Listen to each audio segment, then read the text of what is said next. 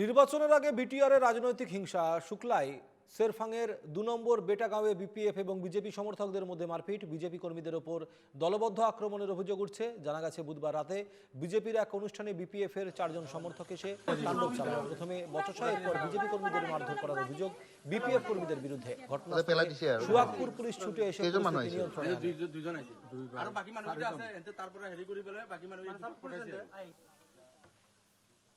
আনে। পূজাৰ কিবা কৰ্মকৰ্তাসকলে খানা খাই আছিলোঁ। খানা খাই আমি বিজেপি পাৰ্টিৰ মানুহ আৰু যেতিয়া খানা আমাৰ কিবা বনাই থকা অৱস্থাত বিপিএফৰ মানুহ 2জন ল'ৰা আহিছে। আহি কিনে আমাক বেয়া ভাষা দি কৈ আছে আৰু যে এতিয়া কিয়ৰ খানা, বিজেপিৰ কিয়ৰ খানা। আমি তেতিয়াতো বিজেপিৰ খানা নহয় ন। এতিয়া আমাৰ বিপিএফ বিশ্বকৰ্মা পূজাৰ উপলক্ষে আমাৰ কৰ্মকৰ্তাবিলাকে খানা খাই আছে।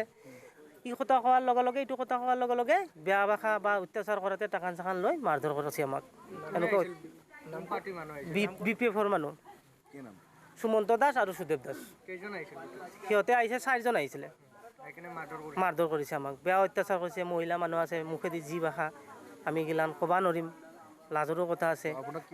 মোকে মাৰিছিলে ফাৰ্ষ্টত। মাৰোঁতে মোৰ ভতিজা ল'ৰাই এনেকুৱা হাতখন দিয়াতে ভতিজাৰ ল'ৰাৰ হাতত লাগছে, মোৰ তাতে লাগছে, ফিকি আছে এতিয়া চাওক আপোনালোকে। তাৰপিছত তাৰ হাতখন ভাঙি গৈছে, তাৰ পেটতো মাৰিছে, এতিয়া আপোনালোকে নিজে চাওক। এনেকুৱা